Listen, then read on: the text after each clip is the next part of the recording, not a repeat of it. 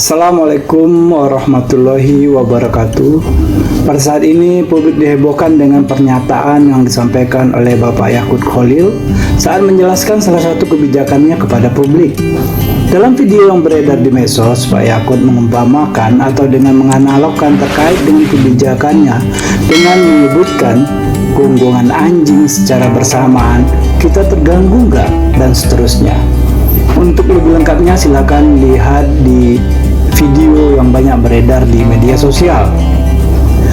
Pernyataan tersebut akhirnya menuai banyak kritikan, tidak hanya dari masyarakat tapi juga dari kalangan pemerintah seperti salah satu bupati, dari salah satu gubernur, pemuka adat dan lain sebagainya.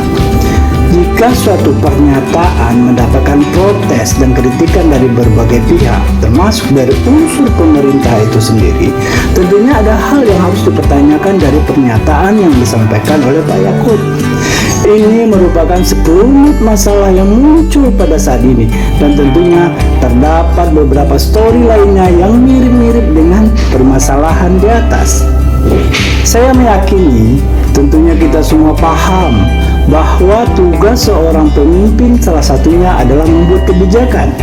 Kemudian, kebijakan tersebut disosialisasikan kepada masyarakat. Tujuannya adalah agar kebijakan tersebut sampai kepada masyarakat dan masyarakat memahami hal tersebut sebagai suatu kebijakan yang akan dilaksanakan untuk kebaikan kita bersama, kebaikan masyarakat banyak. Di saat diksi yang digunakan untuk menjelaskan suatu kebijakan kepada masyarakat tidak pas atau tidak sesuai, maka disitulah akan muncul problem baru.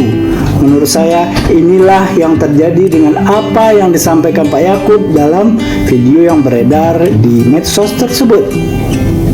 Inilah sebenarnya peranan dari apa yang disebut dengan soft skill. Kita pahami dalam bekerja ada yang disebut dengan hard skill dan ada juga yang disebut dengan soft skill. Hard skill merupakan kompetensi yang terkait dengan bidang pekerjaan atau profesi yang ditekuni. Misalnya seorang dokter, kemampuannya untuk mengumpulkan stetoskop dengan hasil analisanya, atau kemampuannya mendeteksi penyakit dan obat yang harus digunakan untuk menyembuhkan penyakit tersebut, dan lain sebagainya. Kemampuan tentang pekerjaan atau profesi inilah yang disebut dengan hard skill. Sedangkan yang menjadi soft skill dari seorang dokter adalah kemampuannya berkomunikasi dengan pasien, kemampuan dia membuat rasa nyaman kepada pasien sehingga pasien yakin akan mendapatkan kesembuhan berkat bantuan si dokter.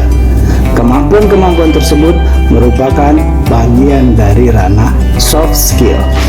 Oleh karena itu, soft skill memegang peranan penting dalam keberhasilan seseorang menjalankan profesinya atau dalam suatu pekerjaan. Begitu juga dengan seorang pemimpin. Selain kemampuan hard skill yang dimilikinya, mereka juga dituntut mempunyai kemampuan soft skill yang baik.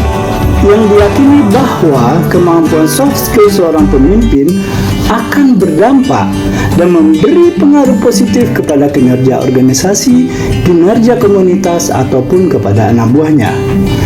Begitu juga bagi seorang pegawai.